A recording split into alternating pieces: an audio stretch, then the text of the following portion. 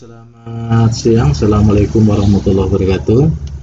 Adik-adik sekalian, kita coba pelajari keselamatan, kesehatan lingkungan, ya, dan ketenagakerjaan. Tapi nanti kita terbatas oleh waktu, ya, jadi tidak bisa saya jelaskan semuanya. Ada beberapa poin yang memang akan saya sampaikan saja.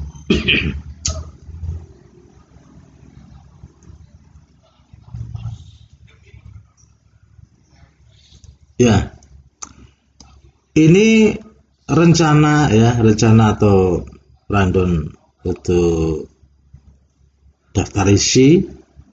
Pertama, definisi keselamatan dan kesehatan kerja, kemudian teori K3 dan mengapa K3 diperlukan, peraturan yang berhubungan dengan K3L dan manajemen K3L. Nanti kita paling banter hanya yang definisi, teori K3 dan sedikit mungkin peraturan.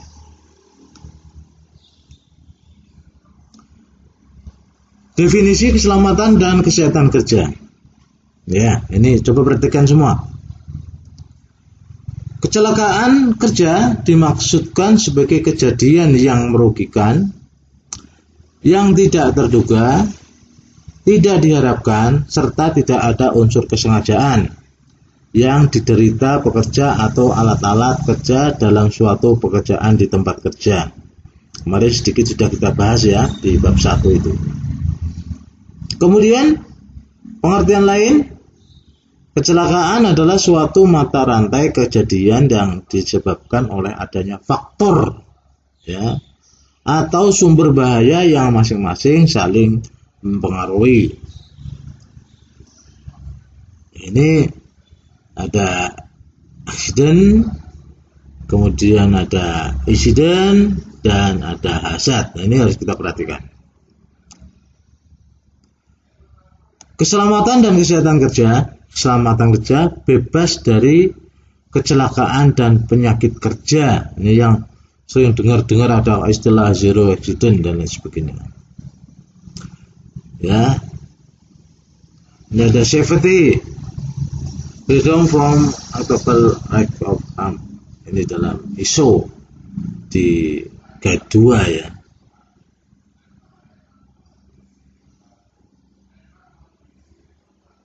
Ini yang cakupan ya, cakupan kesehatan dan keselamatan di sini, condition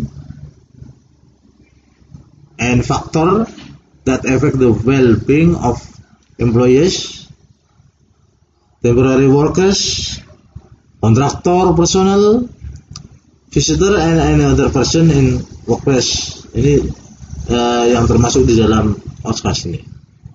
Jadi beberapa faktor atau efek yang terjadi kemudian kepada pekerja, pada perusahaan, pada siapa saja yang ada di lapangan tentunya di proyek atau perusahaan. Mengapa K3 diperlukan? Ya, mengapa diperlukan? Pertama adalah faktor kemanusiaan. Ada orang jatuh glodiak ya. Kalau kita tidak punya rasa kemanusiaan, ya sudah biarin aja dia jatuh. Seperti mungkin kalau kita melihat ada ikan dari mobil jatuh. Kemudian ada lagi kucing dari mobil jatuh di jalan. Ada kambing. Ya, pasti perasaannya beda. Kemudian ada anak kecil jatuh dari kendaraan terseret. Nah, pasti apa yang ada di hati kita berbeda. Kemudian ada hak asasi manusia untuk mendapatkan pertolongan, untuk mendapatkan suatu bantuan, ya, punya hak dia. Jadi K3 diperlukan sebagai hak daripada manusia. Kemudian pekerja juga bagian dari perusahaan, di mana kecelakaan yang menimpa pekerja juga bagian dari kerugian perusahaan. Ini faktor sosial di sini. Jadi pekerja itu tentunya bagian dari perusahaan. Makanya pekerja memberikan atau menyumbangkan tenaganya untuk menciptakan suatu produktivitas, dan perusahaan memberikan haknya kepada pekerja nih. Jadi K3 diperlukan, salah satunya pekerja itu bagian dari perusahaan. Kemudian akibat dari kecelakaan, ya, antara lain, pertama, kehilangan kepercayaan pelanggan. Jangan pakai itu, jangan ke perusahaan itu sering terjadi kecelakaan itu. Jadi pelanggan jadi skeptis, ya, terhadap perusahaan. Kemudian tuntutan dari lingkungan juga, ya, bahwa perlu dilakukan pembenahan di sini akibat kecelakaan di lapangan itu. Bisa aja peralatan rusak, mesin-mesinnya rusak, kemudian materialnya juga mengalami efek perusahaannya sendiri, pekerjaan terhenti, ya. Ini pekerjaan bisa berhenti kalau terjadi kecelakaan. Sebelum masalah itu terungkap, maka diskors perusahaan. Nah, berapa tenaga kerja yang berhenti di situ? Padahal makan, minum, jalan terus, dan itu biaya juga. Juga image, ya, image terhadap perusahaan menurun. Ini economic and reputation dari perusahaan. Kemudian dampak dari pesaing untuk menjatuhkan lawan, ini biasa terjadi, ya, menjatuhkan, membuat hoax itu, saling menjatuhkan, ingin mempertahankan perusahaannya sehingga menjatuhkan, menjelekkan orang lain, biasa itu. Kemudian sebagai wujud dari diimplementasikannya undang-undang dan peraturan K3LL. Dampak dari kecelakaan kerja, bahwa kecelakaan itu mempunyai dampak. Pertama, STMP. Apa STMP?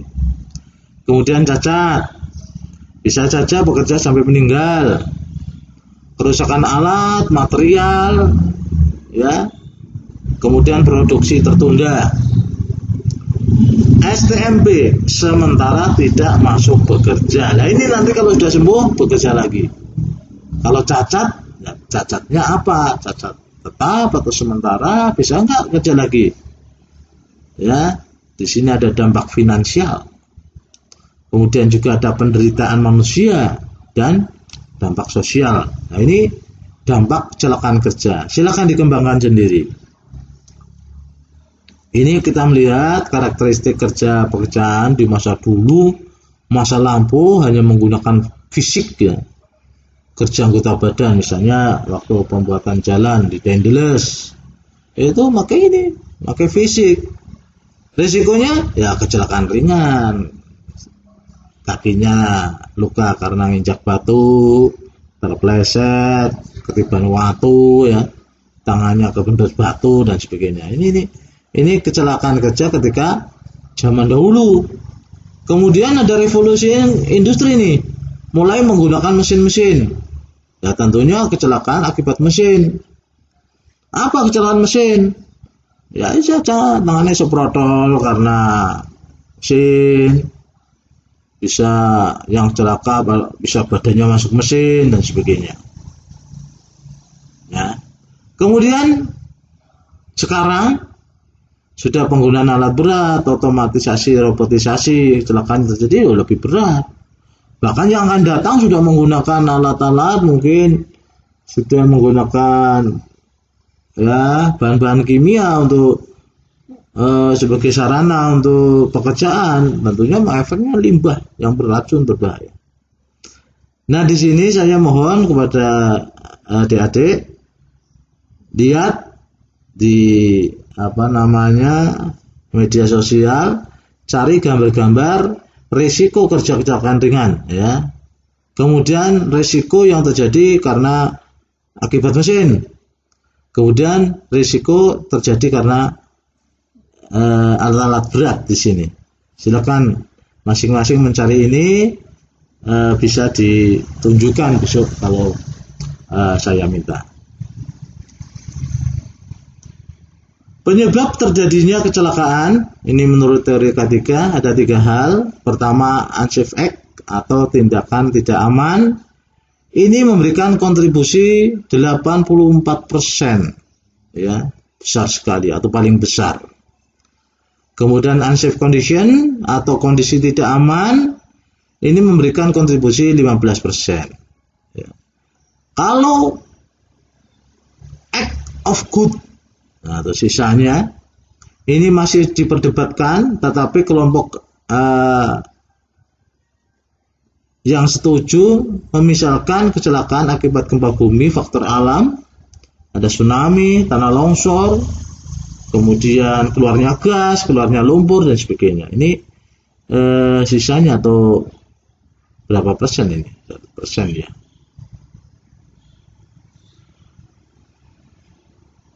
Tindakan tidak aman, ini kecerobohan seseorang, ya, perilakunya buruk. Kemudian kondisi yang tidak aman, misalnya di daerah-daerah rawan, dekat pantai, ya, atau di kondisi di mana daerah itu manusianya kurang begitu kondusif, nah ini bisa saja terjadi. Nah, dari penyebab tersebut, dalam safety management dikenal dengan apa yang disebut dengan teori domino, di mana sebenarnya kecelakaan itu bermula dari lack of control dari suatu manajemen, ya, yang bergulir hingga terjadi people property loss. People propertinya juga loss. Oleh karenanya, para ketiga, kecelakaan dapat dicegah dengan kecelakaan dapat dicegah. Dalam kepercayaan terdahulu ada yang mengatakan bahwa kecelakaan adalah kutukan, tapi sekarang kita tinggalkan. Saudara sekalian, coba kita melihat ke belakang dulu, melihat bahwa dalam proses pembangunan, sebelum pembangunan dimulai, ada yang melakukan sesaji. Barangkali ada yang menancapkan kepala kerbau, menancapkan kepala sapi, mengubur kepala sapi dan sebagainya. Ini harus kita tinggalkan, itu syirik, tidak boleh, ya. Daripada kepala sapi ditancapkan dan dikubur, bisa dirica-rica, dimakan bersama. Nah, itu kita tinggalkan. Kita sudah modern gaya pikir kita, mari kita lebih maju dan lebih maju lagi. Teori kecelakaan, ya, ini ada the accident provenance theory, kecelakaan karena pembawaan orang bekerja secara individu, ya. Ya, misalnya suka melamun di sini, suka bengong, pembawaan, ada ayan, ya, dan lain sebagainya, menyepelekan. Nah, ini ada nggak di antara kita yang suka menyepelekan, ya, sok tahu, kepo dan sebagainya. Nah, ini pembawaan ini. Nah, ini juga bisa berimbas kepada kecelakaan. Ada lagi yang kedua, teori goal freedom lawlessness theory, bahwa kecelakaan karena perilaku kerja yang bermutu rendah dalam kondisi psikologis yang buruk.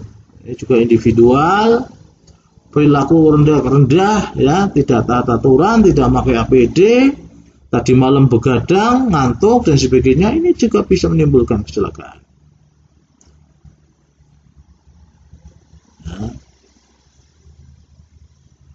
Kita lanjutkan. The chain of event theory, bahwa kecelakaan adalah suatu hasil kegiatan yang berantai. Semua peristiwa berhubungan dalam deretan anatomi kejadian. Di sini kejadian 1 mengakibatkan kejadian 2, mengakibatkan kejadian 3, akhirnya accident. 1, 2, 3 ditambah yang lain, accident. Ya, ini ada mata rantai. Silakan kita, saudara, kasih contoh ini apa? Bisa lihat. Kemudian teori ketiga, di sini seperti segitiga ini, semakin ke bawah ini jumlahnya banyak, 630, 10, 1. Ya. Incident with no visible injury. Nah, ini tidak ada yang tahu nih. Tahu-tahu terjadi. Ini yang kedua, mengakibatkan property damage, ya, terjadi di properti. Di sini 30, minor injuries 10, dan serious or disabling 1. Jadi diawali dengan 600 untuk kejadian 30, kemudian menjadi 30, diawali 30 dan jatuh diawali 10 kejadian-kejadian minor. Jadi untuk satu kejadian diawali demikian. Misalnya kita mau pulang kerja kemarin tidak dapat kendaraan, baru malam kendaraan. Kemudian sampai rumah ada punya gawe tetangga, kita melek ngopi-ngopi, ya, lelean sampai pagi. Terus berangkat kerja, akhirnya apa? Diproyek, pusing dan sebagainya. Lah, kecelakaan tersebut diawali dengan kejadian-kejadian sebelumnya. Ya. Nah, ini teori domino. Pertama, lack of control dari manajemen, ya. Kemudian yang berikutnya ada kasus-kasus. Kemudian ada kasus berikutnya. Kemudian terjadinya accident atau insiden, ya, kontak dengan permasalahan. Kemudian loss baik people ataupun properti. Ini dari sini ke sini, ke sini, ke sini, ke sini, akibatnya ini, ya, people maupun properties bisa loss. Tapi diawali kejadian-kejadian sebelumnya yang memperkuat atau memberikan sokongan besar terhadap kejadian-kejadian berikutnya. Kemudian yang kelima adalah the distraction, ya, teori. Keselamatan adalah situasional. Ada dua faktor, satu risiko keselamatan dikenali dan suatu tugas pekerjaan dilakukan dengan baik. Kita lihat contoh di sini nih, contoh pekerjaan pengecatan. Di sini rendah ini. Kecelakaan di sini semakin tinggi nih. Ya, semakin tinggi. Ini rendah, produktivitasnya tinggi. Nah, jadi kita coba lihat.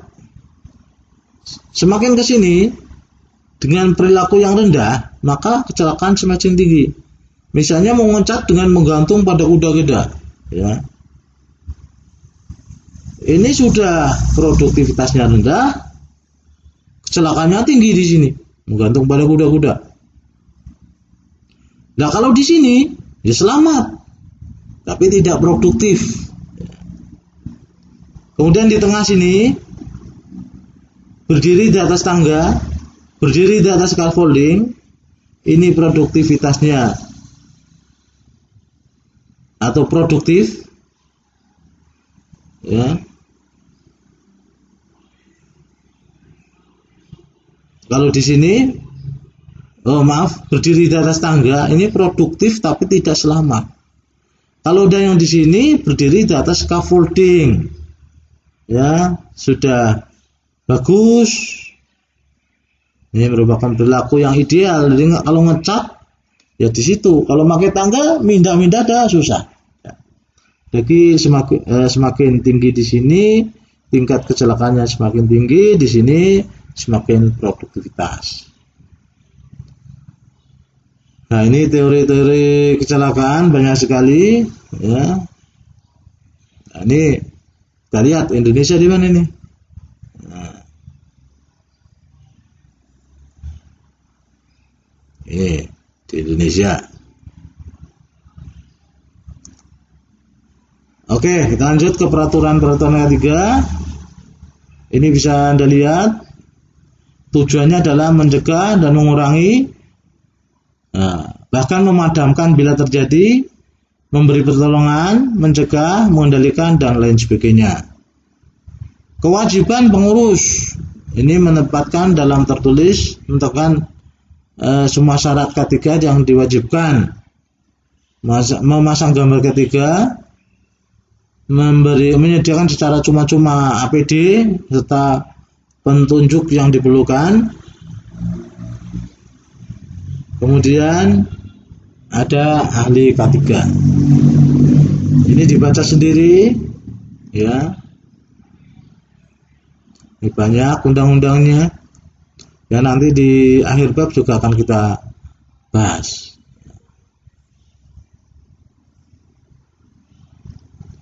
Nah, ini.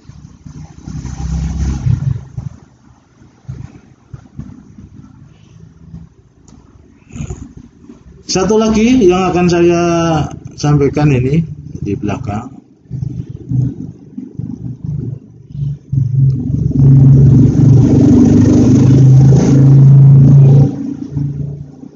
Kalau butuh materi ini biar ketua kelas bisa meminta kepada saya. Ini yang terakhir pada pertemuan kali ini yaitu ergonomi. Ya. Ergonomi adalah suatu ilmu yang berkaitan dengan tempat kerja dan semua elemen di dalamnya sehingga memenuhi keperluan kerja. Umumnya merupakan rancang bangun, desain atau rancang ulang redesign tentang perangkat keras, hardware, dan perangkat lunak, software. Tujuannya adalah meningkatkan moral pekerja dan tujuan akhirnya tentunya meningkatkan produktivitas pekerja. Ya. Nah, ini materinya banyak, waktunya yang sangat. Oke, itu dulu hari ini sedikit, tapi mudah-mudahan bisa diterima, bisa menambah wawasan kita. Saya akhiri. Assalamualaikum warahmatullahi wabarakatuh.